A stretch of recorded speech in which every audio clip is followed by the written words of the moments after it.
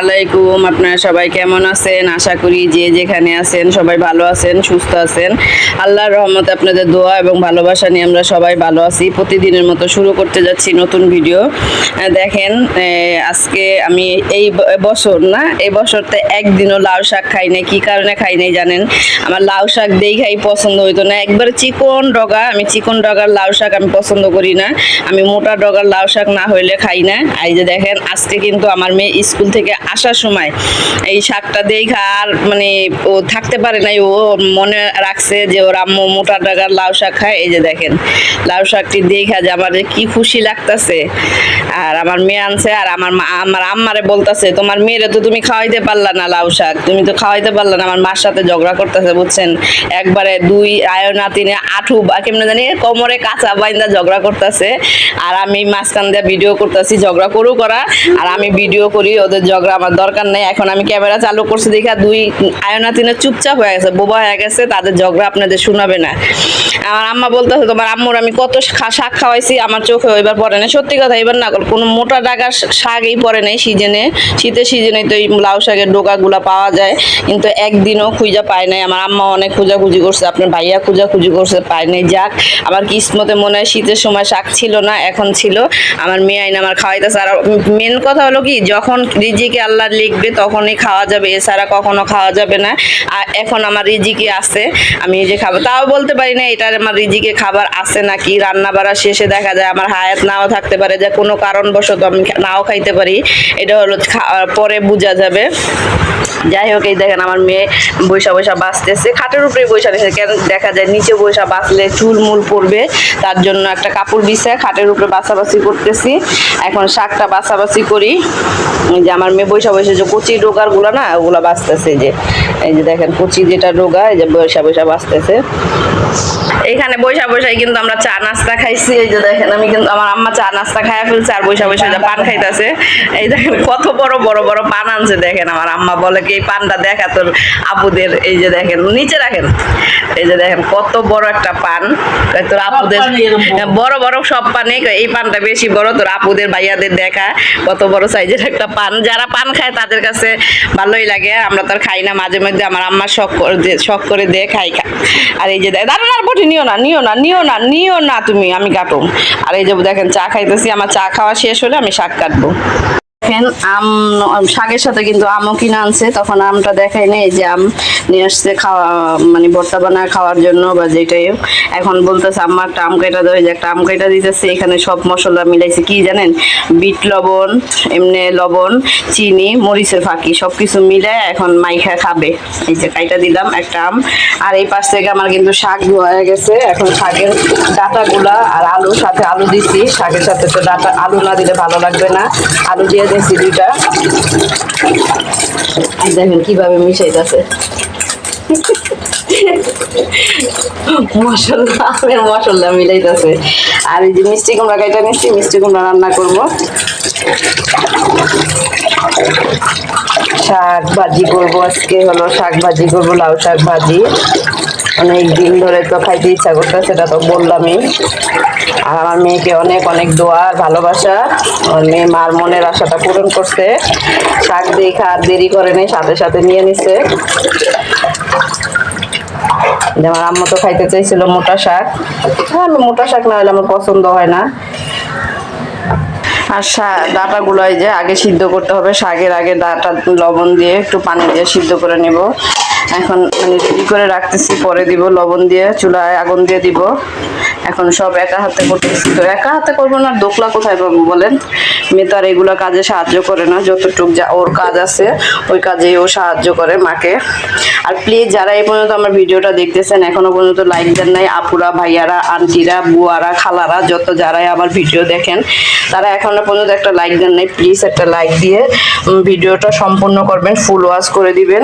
আর যারা এখনো সাবস্ক্রাইব করেন নাই, প্লিজ সাবস্ক্রাইব করে বন্ধু হয়ে আমার পাশে থাকবেন।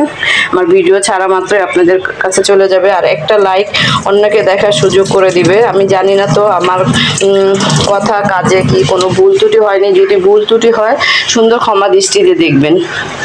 এই যে দেখেন আমার কন্যা কোথায় আইসা বসা রয়েছে। এই যে আল্লাহ, তুমি তোমার মালাপুর মোবাইল ফালাই দিও না, দুইটা মোবাইল আমার মার। ওই যে দেখেন এই যে চুলের রাবার রাখছে না, এই যে এটা নিয়ে দেখেন কি করবে। এই যে দেখেন, আব্বু মোবাইল দুটা সরাও।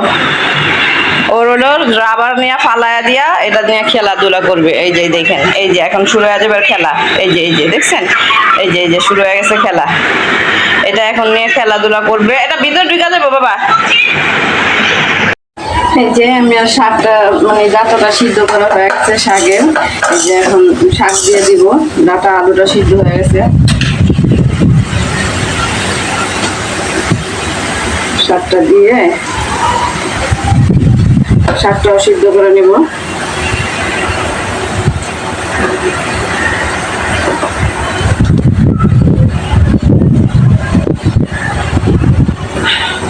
শাকটা দিয়ে দিচ্ছি, ঢাকনাটা একটু ঢাকা দিয়ে একটু পরে ঢাকনাটা উঠায় ফেলবো। আর এই যে এই পাশ থেকে দেখেন আমার বাবুর জন্য চাপিলা মাছ নিয়ে আসছে। এই দেখেন অনেক বড় বড় সাইজের চাপিলা মাছ। আর এখানে হলো আধা কেজি মাছ আমার আম্মারে নিয়ে আমি টাকা নিয়ে পাঠাইছি 200 টাকা। ভাবছি যে 200-250 টাকা কেজি হবে, 1 কেজি মাছ নিয়ে আসবে। আর আমার আম্মা যায়া দেখে, মানে আমাদের বাসার সামনে বাজার বসে, যায়া দেখে 400 টাকা কেজি। কি আর বলবো, বাবুর এখন মাছ খাওয়ানো অনেক হয়ে যাবে, এতটা দাম। তারপরে তো খাওয়াতে হবে যেহেতু পালি ওকে। আর অনেকে বাবু বললে বুঝবেন না, আমার জেসি শোনার জন্য মাছ আনছে। এখানে আধা কেজি 1/2 কেজি মাছ আনছে, আপনাদের ভাইয়া পরে আবার বাজার থেকে নিয়ে আসবে। আমি ওই পাশের চুলায় শাকটা দিয়ে দিছি, শাকটা ওই পাশের চুলায় সিদ্ধ হইতে থাক। আর ঢাকনা খুলে দিছি, ঢাকনা খুলে দিলে শাকটা সুন্দর সবুজ থাকবে। আর আমি সয়াবিন তেল দিয়ে দিতেছি কড়াইয়ের ভিতরে। এই পাশে আবার শাক বাগার দেওয়ার জন্য তেল মানে রসুন পেঁয়াজ মরিচ ভেজে নিতেছি।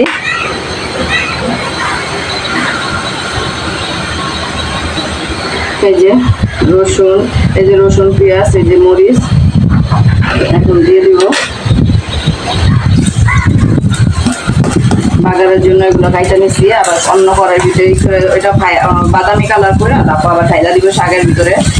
শাক বাজার দেখানোর কিছু নাই, অনেকে কেন বেশিরভাগ মানুষই জানে, আবার দেখা যায় অনেকে জানে না লাউ শাকটা কিভাবে রান্না করতে হয়। অনেকে কিন্তু লাল লাল বানায় ফলে লাউ শাক রান্না করতে পারে না। আর ঢাকনাটা দিলেই শাকটা লাল হয়ে যায়। শুধু লাল শাক বলতে না, সব শাকই যে ঢাকনা দিয়ে ঢাকা রাখলে সব শাকই লাল হয়ে যায়। কখনো ঢাকনা দিয়ে থাকার দরকার নেই, মানে 2-1 মিনিট যদি একটু শাকটা যেহেতু বেশি হয় তখন একটু জাতা দিয়ে রাখলেই হয়ে যায়। তারপর ঢাকনাটা নামাই দিলেই হয়। এই যে আমার শাকটা কিন্তু একবারে সবুজ সবুজ। এই পাশ থেকে আমার পেঁয়াজ রসুন আর মরিচ বাদামি কালার হয়ে গেছে। আর এই পাশে শাক কালার নিয়ে আসছি চুলায়। এখন সবটা ঢাইলা দিব, যে বাদামি কালার হয়ে গেছে। এই যে এখন দিয়ে দিব শাকের ভিতরে ঢাইলা। আপনাদের সাথে আজকে একটু শাক মানে ভাজাটা শেয়ার করলাম। অনেকদিন যাবত রান্না কিন্তু শেয়ার করি না, মানে ঝটপট করে রান্না হয়ে গেছে দেখাই দিই। আজকে একটু রান্না শেয়ার করলাম, শাক ভাজিটা কেমন হয়েছে অবশ্যই কমেন্ট করে জানাবেন। আর এই যে শাকের কিন্তু এখনো সবুজতাটা যায়নি, বললাম তো ঢাইকা যেহেতু দিই নেই।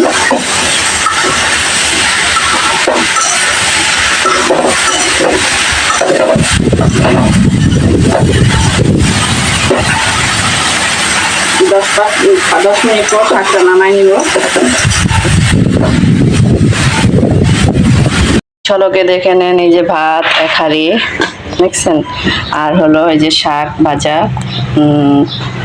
আর হলো এই যে মিষ্টি কুমড়া দিয়ে চিংড়ি মাছ দিয়ে রান্না করছি। আর এই হলো যে মুরগির মাংসের তরকারি। দেখছেন, রান্না করলেই থাইকা যায় আমাদের, তার জন্য বেশি রান্না করার আয়োজন হয় না, যা রান্না করি তাই থাইকা যায়। এখন খাওয়া দাওয়া করব। এই যে দেখেন আমার আম্মার প্লেটে ভাত বাড়ছি, আমার কন্যার প্লেটে ভাত বাড়ছি, আর এই যে আমার প্লেটে ভাত বেড়ে নিছি। এখন খাওয়া দাওয়া করব। বিসমিল্লাহ বইলা প্লেটে হাত দিয়ে দিছি খাওয়ার জন্য। সবাই খান আর লাউ শাকের প্রশংসা করেন না আব্বু। বিসমিল্লাহ।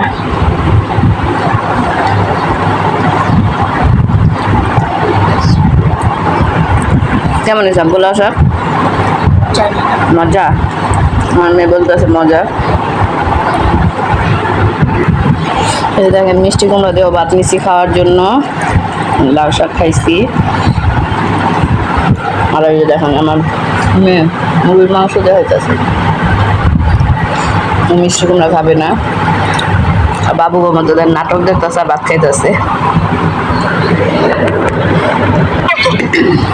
এই দেখেন ভাত খাওয়া শেষ, এখন আবার শাক খাইতেছি। লাউ শাক আমার এত প্রিয়, বসে বসে লাউ শাক খাইতেছি। খাওয়ার ভিতরেই বিদায় নিয়ে নিব। আপনারা সবাই ভালো থাকবেন, সুস্থ থাকবেন, আর নতুন নতুন ভিডিওর অপেক্ষা থাকবেন। আল্লাহ হাফেজ। সবাইকে নিয়ে বিদায় নিতে গিয়ে উল্টা উল্টা বিদায় নেই।